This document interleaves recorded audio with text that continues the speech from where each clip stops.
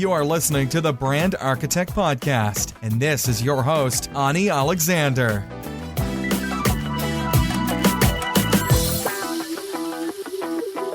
Hello there and welcome to the Brand Architect Podcast. It's me, Annie Alexander, and as always today we will have a really interesting interview. I'm very excited about this one because I will be talking to a friend of mine I met online a little bit over 2 years ago when I was just starting podcasting. So in this interview we will be discussing podcasting a lot, and I just want to let you know that I am organizing something really cool. I'm doing a Launch Your Podcast Challenge online, and it starts on September 30th, which is the International Podcast Day.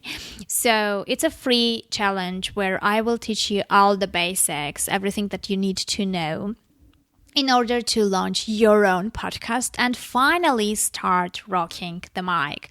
Why you need to have a podcast, you will know by listening to the interview, because we cover so many things that I'm sure you would like to have your own podcast at that point by the time the interview finishes.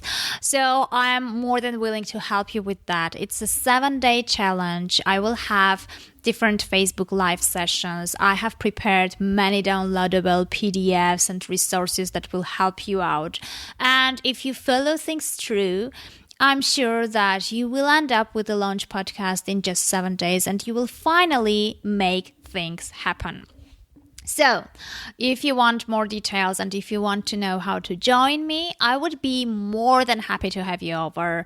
Just head to anialexander.com/challenge. anialexander.com/challenge. Okay, now let's get back to our guest. So, I'm talking to John Nestor. John, besides that, he is a proud dad and husband. He is also an online entrepreneur who loves creating, marketing, and selling cool things online. He's also the creator and host of the Hack the Entrepreneur podcast, which is one of the top business podcasts out there. It's very popular and successful, and the show reveals the fears, habits, and inner battles behind big-name entrepreneurs and those on the path to success. I already interviewed his daughter, so you can check it out on the Right to Be Right podcast.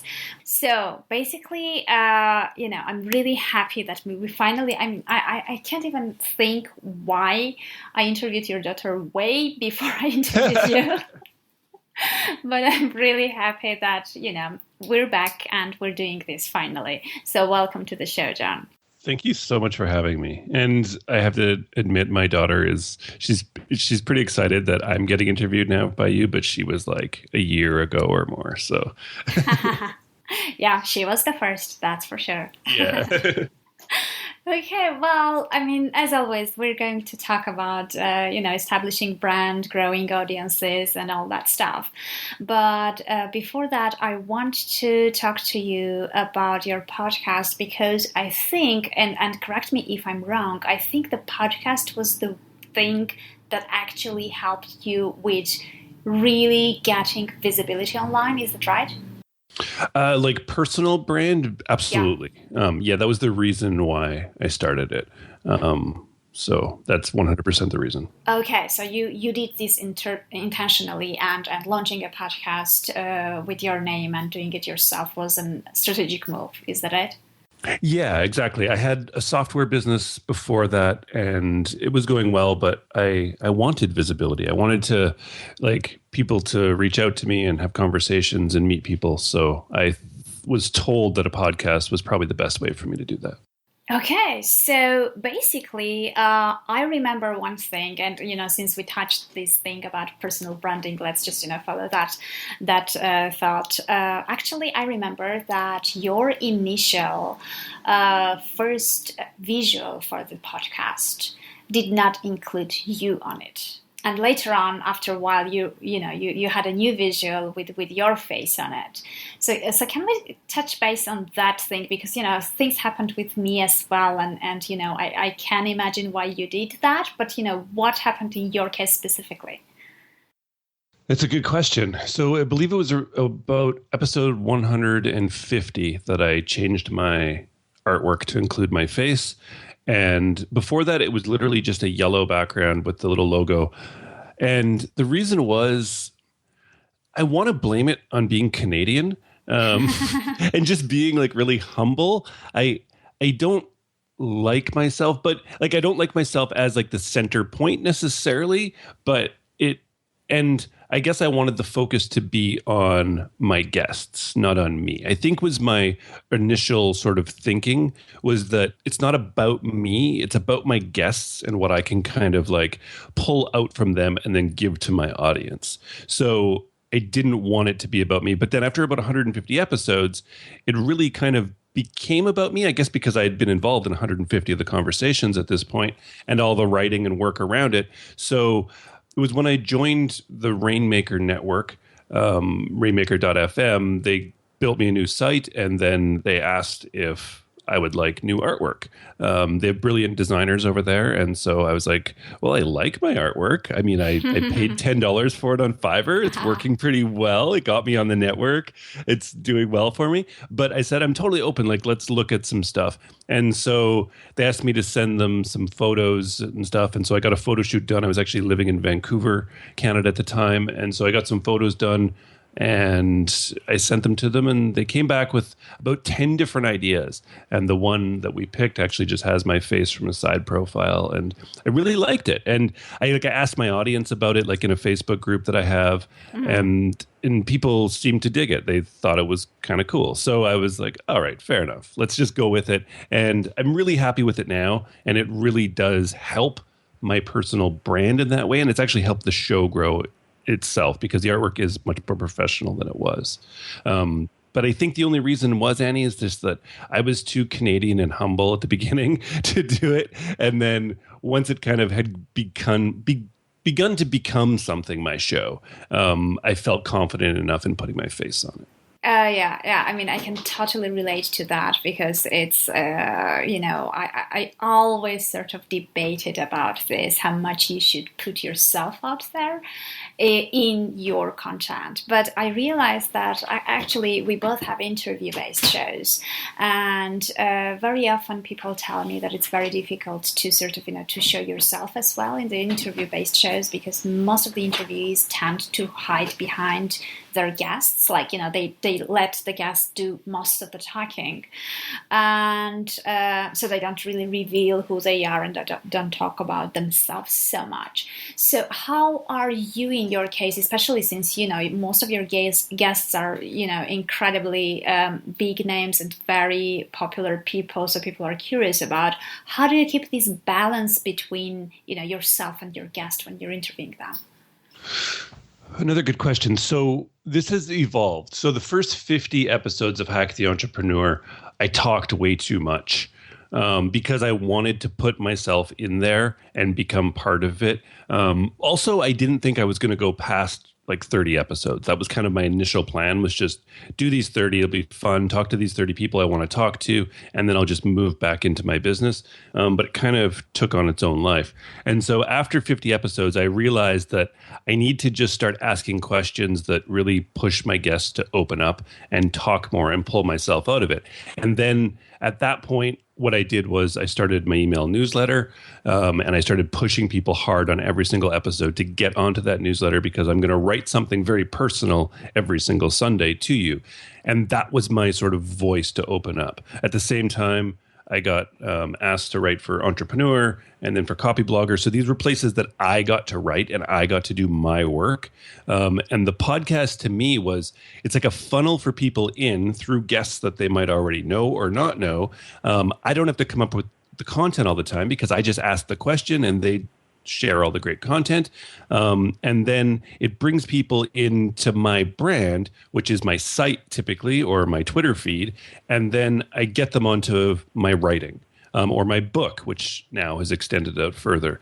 And so that's where I really get personal with people. And that's where they really find out about me, about my businesses, about how I think, about how I act, about what I'm up to. But I really focus on not letting it bleed into my show. like my intros, when I first come in and say hi, I literally just say, hi, thanks for coming back to Hack the Entrepreneur. I'm John Nastor. And then I go straight into it every single time. It's not like... You don't tell anymore that you can call me Johnny? I do. Sorry. Do? It's John Nastor, but you can call me Johnny. Totally. I do that. That's it. And it's still... And some people have been like, why don't you like talk more at the beginning? It's just like... I don't know. It's doing what I've done right now has gotten me fairly far, and I think it's working. So I'm not going to break that part of it. I'm going to do all my talking in other places. So if that's YouTube, or if that's on my blog, or if that's on another blog, or if that's in my newsletter, that's where I'm going to talk, because I don't want it to clutter up my show. But I also 100% agree that when you make it about your guest, that you kind of get sidelined a bit, but at the same time you don't, right? Like, I mean, some of the biggest interviewers in our time, like there's like Barbara Walters, and there's that old guy whose name I can't remember. Larry King? Larry King. How could I not even remember? We all know them, right? And it's not about them, any of the interviews. They just keep interviewing people, but we know them. Like we start to learn who these people are because they've had contact with so many smart people, and they've brought out such great content from those people. So I think it's wrong to think that. And I really saw a turning point in my show around like episodes 60 and 70 when I really started to pull back myself and really just let my guest and pushed my guest to talk more and to share more and to do more and just kind of lead them into things. But that's it. And then stop there. But I also, so just to keep talking, sorry. But another issue that I found, and this is actually how I became kind of aware of it, was I was batching recordings. So I was doing like 6 recordings in like a Tuesday sort of thing.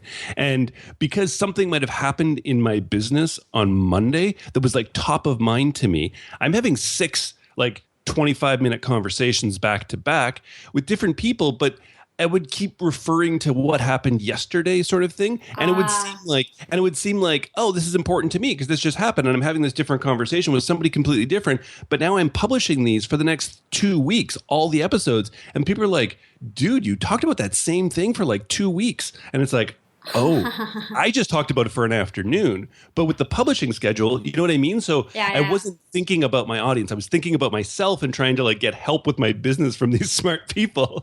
But it extended out over 2 weeks and people got tired of listening to it. So the more I pull myself out, the more that variable is removed. Oh yeah, that's a very important thing you mentioned in between. Well, you were telling this, like, you know, you were not paying attention to the audience. And I guess, you know, that must have been a turning point once you have them at the center, like, you know, the guest and the audience instead of the guest and yourself. You must have, you know, felt the difference in terms of their feedback and the way they feel about it, right? Definitely. That's sort of the big first turning point of the show where it really started to kind of take off and get more ground. Okay, so you said that you decided to launch your podcast, you know, in order to establish your brand and gain visibility online for your brand. So do you think this is like, you know, the best way for everyone? Is podcasting something like personality related, or, you know, or anyone can do a nice podcast? I don't think anybody could do it. But that being said, Annie, I was the last person that I thought could do it. I hate the sound of my voice. Everyone does. We all hate our voices. I couldn't talk into a microphone without being like super nervous and like freaked out. And all of those things, and I'd never thought about interviewing anybody. I had never interviewed anybody in my life before I started my show. And all of those things you would think should be a reason why John Nastor couldn't succeed as a podcaster. I'm now a full-time, I literally, like, this is what supports my whole family in existence is a podcast, which is mind-blowing to me. Well, it's interesting you said that, because I want to touch that, because I've always been told, and I sort of agreed with that, you know, if you are launching a podcast with the notion that that is a business, podcast is not a business by itself. You have to have a back-end stuff, you know, backing it up, and you don't really make the money from the podcast itself. You're making the money from, you know, from the leads that come through your, so podcast is basically the marketing for your business, but it's not your business. So what is it in your case? Because you said you're making money with your podcast. So yeah, that's a good distinction. So there's like indirect ways and there's direct monetization, right? So direct monetization is literally sponsorships on my show. That is where a large portion of my revenue comes from. I sell 2 ad spots per episode, 3 episodes a week. That's 6 ad spots. And you can't buy an ad spot on my show before like December right now, which is like 3 months from now. It's just how it is. So that's awesome. It drives the price up and I get paid well from it. So there's that. And then there's indirect, right? So indirect is everything else that happens around it, whether it's affiliate sales or whether it's partnerships with people, whether it's products, whether it's services, whether it's consulting, whatever it happens to be. There's all those things. And I don't really do a whole lot that's directly related to Hack the Entrepreneur. But that being said, Annie, it extends out even further that literally everything I do right now in my life and in my business is because of my podcast. So I'll explain. So I just launched a new site like a month ago. It's to do with music. It's called Showlist at showlist.io for music nerds like myself. That was built by a developer who was a listener of my show for like 2 years. When I announced on my show, started talking about it at the end that I wanted to do this new project, he reached out and said, I'm building that for you. Awesome. Yesterday, I went to an amazing conference, saw Seth Godin, Gary Vaynerchuk. I was at that conference because of my podcast. I went to a conference 2 weeks ago with brilliant, brilliant people. I was invited there because of my podcast. I work with Copyblogger, and I have a podcasting course and another show with them that I partner with on them, which creates a really nice side income. And it's 100% because of Hack the Entrepreneur. Although it's not that show. Do you know what I mean? Yeah. Like I write for entrepreneur.com 100% only because of my podcast. That's how I was introduced to them. That's how they asked me to write everything. But it doesn't create a direct income, but it does send a ton of traffic to my site, which puts people on my newsletter, which then when I sell something, people do buy it. My book is it's not my podcast. It's called Hack the Entrepreneur, but it's totally kind of unrelated. But at the same time, it's based on my audience coming to my site, buying it because of that. And it's not podcasting. So you know what I mean? It's just it's almost the people that starting a podcast will introduce you to, and the network effect and the idea of getting this momentum and looking at somebody like you, Annie, who's like, doing stuff. You have like 150 something episodes. It's like, wow. If you ask me to be on your show, it's like, yeah, that's awesome. Of course. Like you're doing stuff. If you ask me for anything, it's like, yes, of course. You're in motion. I want to help you. Everybody else wants to work with you. It's the person who, well, I'm thinking of maybe starting, possibly doing this, maybe a podcast. Maybe I'll start. And you know what I mean? But they haven't started anything. It's like nobody's going to pick you up and push you and get you started. But when you're already in motion, everybody wants to kind of grab your hand and pull you along. It's just how it works. So to me, it's so indirect, some of it, that you can't even hardly put it together in your head. But if I think back and go through all the connections, it's like, wow, I don't know her unless I started a podcast.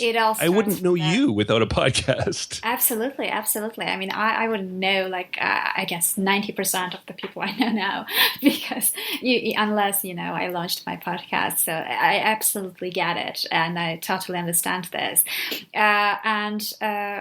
The bigger you get, the bigger the opportunities, are on your way, obviously. So I was just listening to a Facebook Live stream of Mark Schaefer just before I started recording this interview. And he was talking about the book, the upcoming book that he's writing about, and it's about how to become known. And he was talking about the importance of being known, because now these days, unfortunately, no one really cares about what you know. Everyone is about, once you are already known, then they listen to you and what you have to say. But before that, you have to get there, first of all. So I guess it's the same thing with the podcast. You can launch a podcast, but until you eventually get at some point of, audience size, visibility, guest list, certain people you get on your list, etc. It's a bit of hard work to get there. So can we follow your journey? Obviously, when you just launched, you didn't have tens of thousands downloads in day one.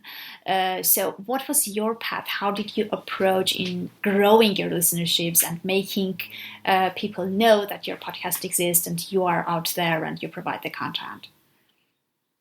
Ooh, that's a big question. I know. So you're right. I didn't have tens of thousands of downloads. I launched September 5th of 2014. And September, I had 2,600 downloads, which was amazing. I was like, wow, this is really, really cool. But then in October, I had 26,000 downloads. And then it just kind of scaled from there. And I was like, whoa, that's pretty crazy.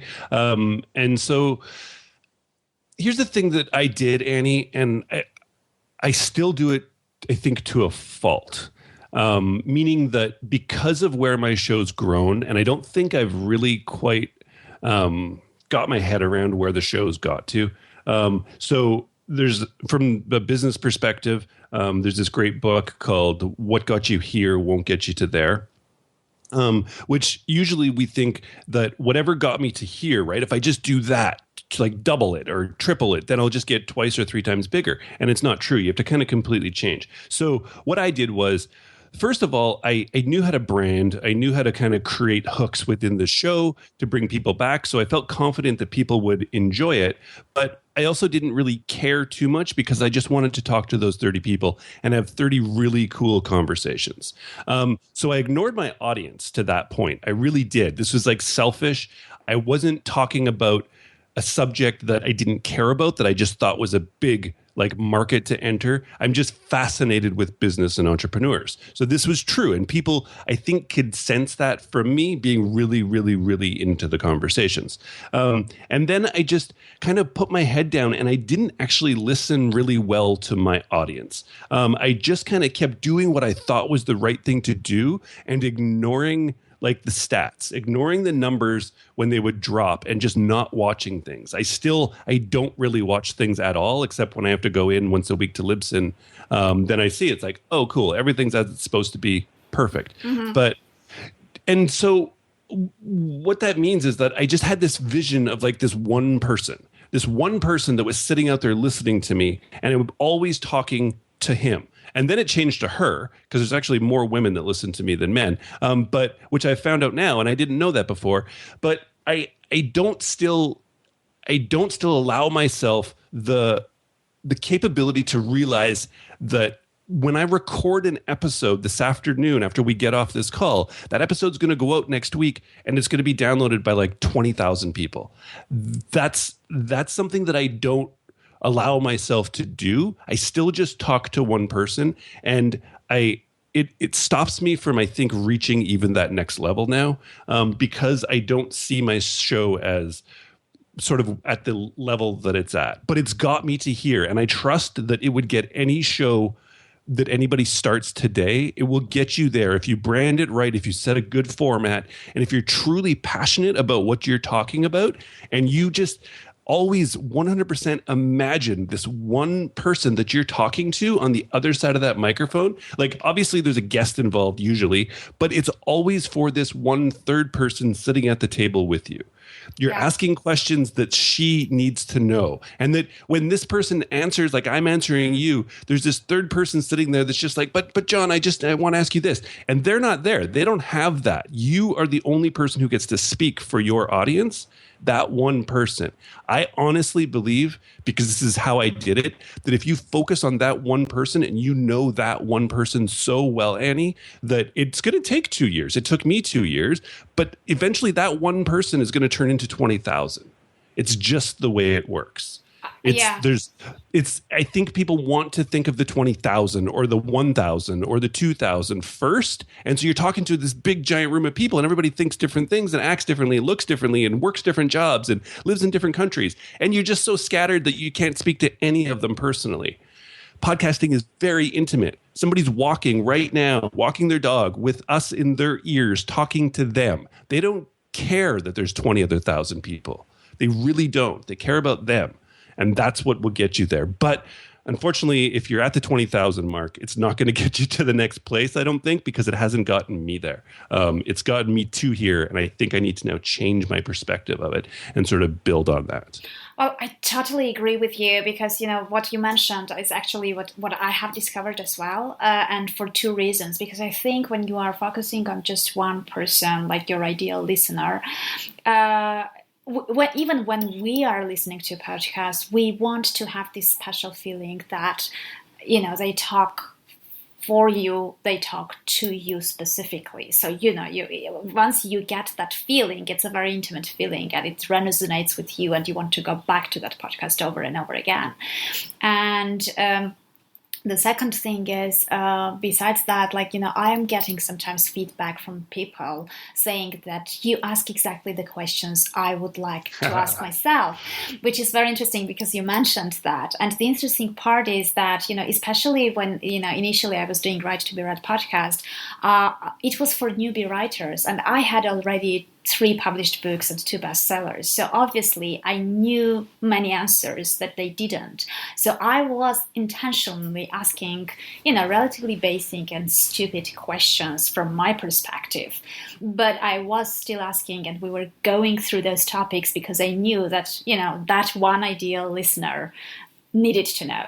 So that definitely worked for me as well. And the same here. I don't know what's going to work next to put it into another level, but we'll figure out and share with each other. Yeah, totally. And so the only change that I put to that is I don't call them an ideal listener. I don't think there's anything such as an ideal person or an ideal friend or an ideal human being, and there's no ideal listener. You have listeners who are actual human beings with all their faults and errors and things that and usually we have audiences that we don't intend to get at the beginning. We think all you can do is launch with this plan and this vision of this quote ideal person, but once you're live, you have a real person sitting there, and you have to know that person. So that's the only switch, is that I think sometimes we keep focusing on that ideal person. It's like that ideal person isn't even around here listening, so I don't know who you're talking to because she's sitting right here and you have to know who she is. You do that by talking to her. You write emails, you do every kind of social media, you talk to people, you listen to them, you ask them questions, and you actually care to listen, and you find out what her troubles are, where she lives, what she does, how old she is, how many kids she has. It's not ideal. None of it is. Yeah, I'm not an ideal person. It's pretty real. It's a human. Yeah, that's true. It's pretty real. Yeah, I mean, I totally get it. So basically, it's interesting you mentioned that it's so much easier when you start getting engagement and interaction, and it becomes a dialogue. Because in the very beginning, when we are just creating our audiences, when we're just starting, and the first days, you have this feeling that you're talking to yourself because you don't get anything, any feedback. You're not getting the emails, you're not getting reviews yet. It's a vacuum for quite a while. So how do you actually make sure that you start getting things flow? Because that keeps your motivation, that helps you know your listener better. That is like a big thing that you need to have eventually. So how do you get there? By not caring about it, and not depending on it, because it's all we're looking for is reassurance that what we're doing somebody cares about. And unfortunately, it's like creating a product that nobody is ever going to care about your podcast or your product as much as you do. And if you go into it needing that validation, you won't probably continue. That's why most people stop, because they tell me all the time, it's like, well, I wasn't getting feedback. It's like, who cares? When was the last time somebody asked me for feedback on their show and I stopped everything I was doing just for them and said, wow, great job? It doesn't happen a whole lot. It's not that I don't love their show. It's just that I'm selfish. We're all selfish and we're all freaking busy doing a lot of things. It doesn't mean that I don't get a ton of value from your show. And so you have to be you have to be kind of just cocky, and you have to, it's like creating a product where it takes a certain amount of guts to put it out there, to believe in it 100%, and to know that when you start, you are not stopping for at least 6 months or a year. It doesn't matter what happens. It doesn't matter if people like literally you get 0 downloads, that you are just going to keep doing it because it's something that you have to do, right? It's not about like other people at this point. Like as the creator, you have to have this drive within you and this determination to do it no matter what. And that will come through. That will show that you're not doing this for the wrong reasons. And I think the wrong reasons are to do it for reassurance. And then, I mean, as like a weird flip to that, when you have this assurance and when people can sense in you that you are not quitting no matter what, people get that. They feel that confidence and they get endeared to you. They like you. They just dig your show more. And then what happens is they email you and they tell you, or they leave you ratings and reviews because you don't feel like desperate. I don't ask for ratings and reviews on my show. I stopped like 150 episodes ago because it was just like, whatever, man. If you like my show, you're told on every single podcast all the time how much it helps podcasters. You know this shit. You don't, sorry, but you don't need me also telling you. And I get great ratings and reviews all the time. And it's just keep providing value and just have that confidence that I don't need your reassurance. I love that you're there. I absolutely am honored that you download my show and you listen to this show because you have a ton of podcasts to choose from. I tell people that all the time because it absolutely, truly means so much to me. But you know what? I'm going to do this anyways because I love having these conversations. And it's just an extra cool benefit that people want to download them and listen to them. It's so many people quit at that whole like 5 episodes, 10 episodes, 20 episodes, wherever it is, somewhere in there because they don't get feedback. It's like, geez, man, true. Like you do not care that much about your show that it's so dependent on somebody else taking out their phone and emailing you to tell you just to continue. Like I'm going to set up a Facebook or like a bot. I'm going to pay a developer $100, create a bot just for new podcasters, just to like lie to them and be like, your show is great. Your show is great. People will just keep podcasting and it'll be awesome. Oh, it will. I mean, it's really sad how many people quit just, at episode 7 or 8. It's like, episode 7 and 8 is just, tipping your toes in the water. It's just, the very beginning, you're just having the feel of how, it's, and then, you're completely right because it's so much fun and I so much enjoy the process itself that even if, at the end, just 2 people listen or, it was just us talking, it's still a great fun. It's still a valuable thing. But what I'm like a bit curious about, very often people, when they're starting in the very beginning, like you said, you were planning to have just 30 episodes and interview specifically chosen 30 people you wanted to talk to. So when you don't have the audience in place yet, when you are a new person, when you don't have your brand out there and you are not known, what do you use? How do you make sure that the person you approach actually would agree to dedicate that time to talk to you? Oh, this is a great question. So I had never podcasted before. Nobody knew who I was. I had 0 people on an email list. And I started in early July and I just made up an arbitrary date. I was launching on September 5th. I didn't know what the show was called. I didn't have artwork. I didn't know anything. But I got really cool people on my show. The way I did it was I have this like small email template that I sort of tweaked. I can share it with your guests if they want. I have it in PDF. And what I did then was I'm on a laptop. That's what I work from. And I just opened up like QuickTime or something it was. And I literally just recorded a video, 2 minutes or less. One take was all I allowed myself personally to each of those 30 people. And all I said was quickly like, hey, my name's John Naster. I'm from this tiny little city in the middle of nowhere. Here's what I've done in my career. And I want to talk to you about this because I've been watching you because I know these, like I don't know them at all. Like they don't know who I am, but I've been reading their work. I've been following their businesses, all this stuff. And it was like, I think it'd be awesome to talk about this, this, and this. If you have time, please follow the link below. I literally had people like instantly like, oh, sorry, man, I can't do it. And then like 3 minutes later, like, whoa, I just watched your video at the bottom. How can I say no to that? I was like, damn right. How can you say no to that? That's like the greatest trick ever if you need people to pay attention. It shows that you care and you're willing to take the time. It doesn't. So what I did then actually to further it, sorry, I skipped a part, was I published them to YouTube as untagged. Yeah, what are they called? Unlisted. Unlisted, yes, exactly. Yeah, I bet you if I go to my YouTube account right now, there's still 30 videos in there. And those worked like amazingly. And if there's a big guest that I have to do, that I want to get on, I'll still send them one of those. Super short email with this video directly to them.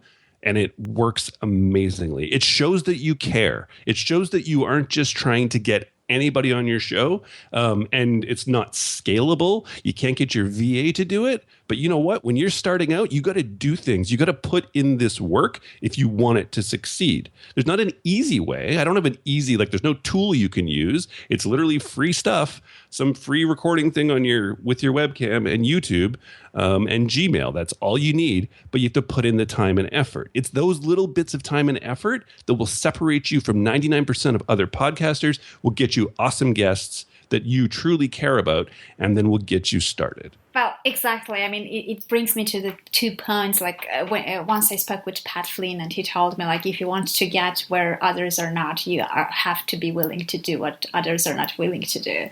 So it's basically, the same idea. And the thing is, if you want to interview a person and if you're not even ready to dedicate 2 minutes of your time to record a video, maybe you don't really deserve that guest, actually. And don't worry about them being good. We should actually post one of them on this because they're probably terrible. They're 2 years ago. I haven't gone back and watched. And like I said, I couldn't speak in front of a camera or a microphone at that time. I was freaked out.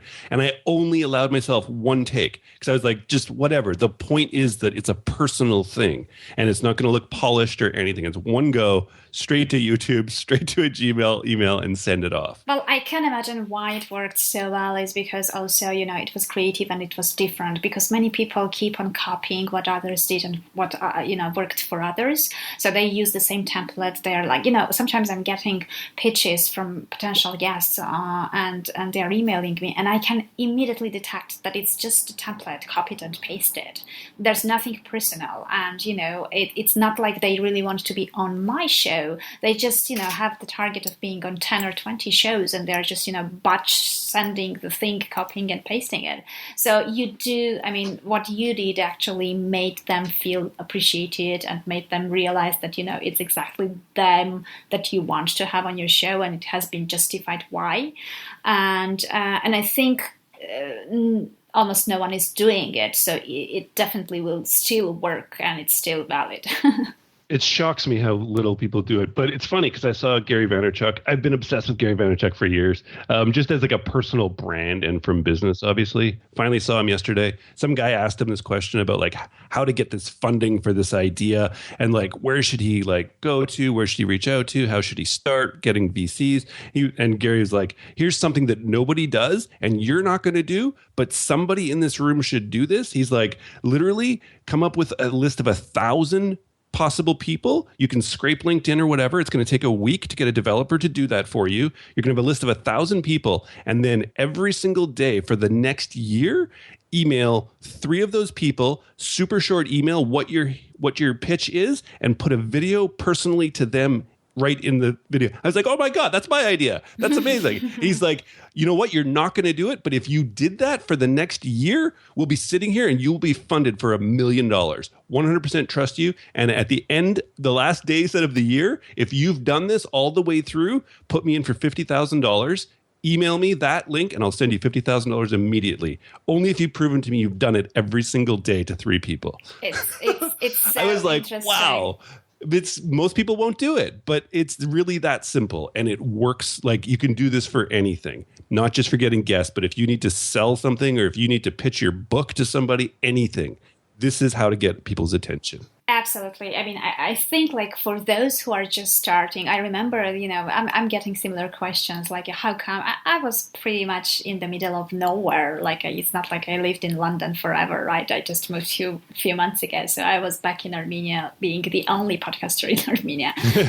So people were asking me like, how did you do this? And I'm like, I don't know. I mean, I have this feeling that, we're lucky enough that in general, people are lazy.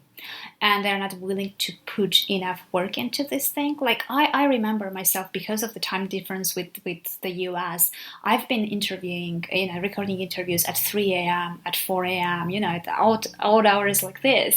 But those were one of the best interviews and one of the biggest names that I landed on my podcast. So, how are you supposed to say, no, this is my sleep time? No way, right? No, exactly. But as your show grows, then you're more in control. But when you're starting, you just have to be there at the beck and call of when that guest can make it. If they just say, okay, can we do it in 20 minutes? You drop everything and you make it to that interview. That's what it takes to win. It's just how it is. But then as your show grows, it's like somebody can be like, well, I want to be on, but it's like, well, I only have so much time. So here's the different dates. You pick one. We'll meet up then. Because I don't need you as much as I did at the beginning. But at the beginning, it's all about making it work so you get the greatest interviews. Definitely. So what is your plan? Like, there are so many other newer things than podcasting emerging. And, we always hear this is the new hot thing. This is the new emerging thing. Live streaming is the one you have to get to. Snapchat is the second thing that, is growing fastest. And all these things, you have so many possibilities. Like, do you think that it's, one should stick to one thing, or it's better to repurpose what you have into different channels? Like Pat Flynn was saying, you should be everywhere. Like, what is the best approach in terms of presence, visibility, and branding? What should you do? You should stick to what you have and what is working and just grow that one thing, or you should diversify with the time? Good question. So this is going to vary for where you are right now and for where you want to be. So I 100% focused on podcasting, although then I started writing for other people, and that actually really helped, but that was further on. I was at like 70 episodes or something before I started any of that. I literally just focused on my show. And from the beginning, people are like, you should also publish to YouTube. Why don't you do video ones? Like, that's not what I do. I do audio content on demand for my listeners. And iTunes has been super, super good to me. They drive traffic like crazy, and that's where I focus. I've now since then launched another side podcast, like Hack the Entrepreneur Top 10, which is just a repurpose of episodes to a new feed on iTunes. So it gets new and noteworthy, it gets more people, and it all feeds back to my main site. I'm just actually getting ready to launch another one called Just the Hacks, and I'm going to do 100 just the hack part of the episodes. Again, completely repurposed, but using the platform iTunes that treats me really, really well. And because I know it. So some people are really good on video and they should just be thriving on that. And they're like really good at sort of social media. I'm not super good at quote unquote social media as in like sharing everything I'm doing all the time. It's just not me. And for me to think that that's what it takes to succeed, and so therefore I can't succeed, is completely false. So if you're listening and you're like, well, I'm one of those people who loves to update Facebook and stuff, like you should be mastering and pushing your stuff out there all the time. It's not me. It would stop me from doing anything that I'm good at, which is talking into a microphone and writing. I'm good at those two things. So I do those two things as well as I can. I don't really write on Medium. I don't really write anywhere except for my site. And if other sites allow me to write for them, I'll write for them. Or I wrote a book.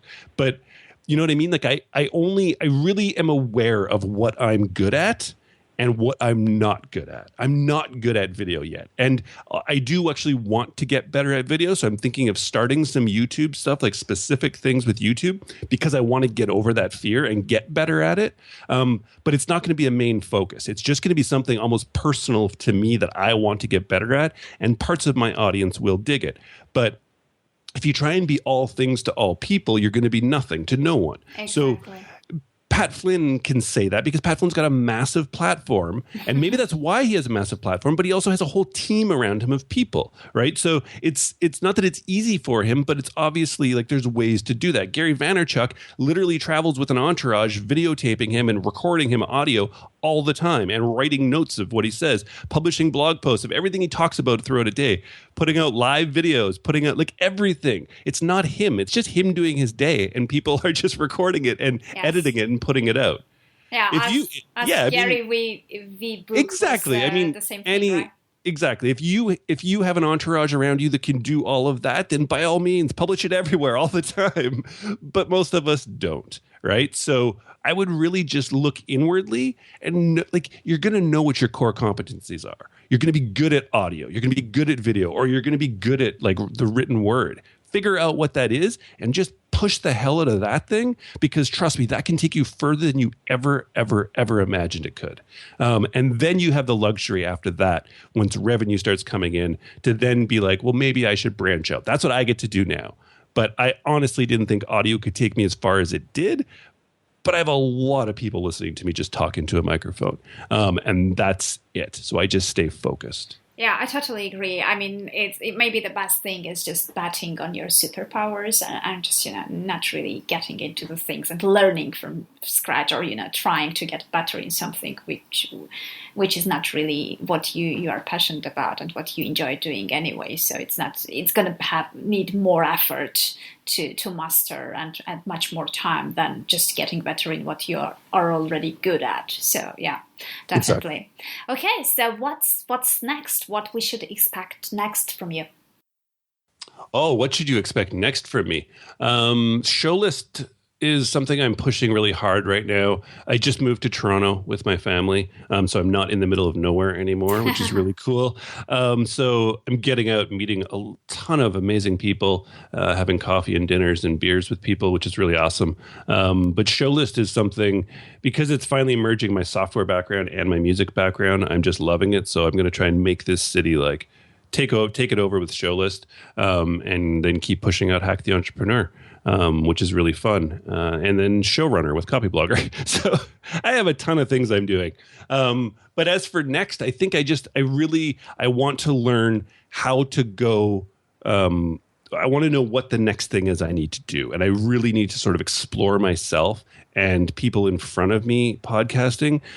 Because like I said, what got me to here is really amazing, and it's truly like super cool, but it will get boring in a few months if I don't keep growing. So I need to find out what's going to get me to there. And there is 50,000 or 100,000 downloads an episode. That's like media empire type stuff. That's what I want to get to. It's what I feel in my core that I can create. And so I just want to push it as far as I can. So I'll let you know how that sort of journey goes. Oh, I would love to keep updated. So for sure. Well, it's been a big pleasure to talk to you. I mean, I love this sort of, it's not really about numbers. It's about the quality and how valuable the conversation gets. So I'm absolutely sure that my listeners got most out of both of us today. Awesome. So I'm really happy with that. Thanks a lot for coming, and thank you for your time. Absolutely my pleasure. Thank you for having me. Okay, well, this was all that I had for you today. I'm sure that you have discovered loads of things. I really enjoyed talking to John, and I hope that this interview actually showed you how powerful can a podcast be, and how enjoyable and useful and amazing opportunities it may bring to you with the time.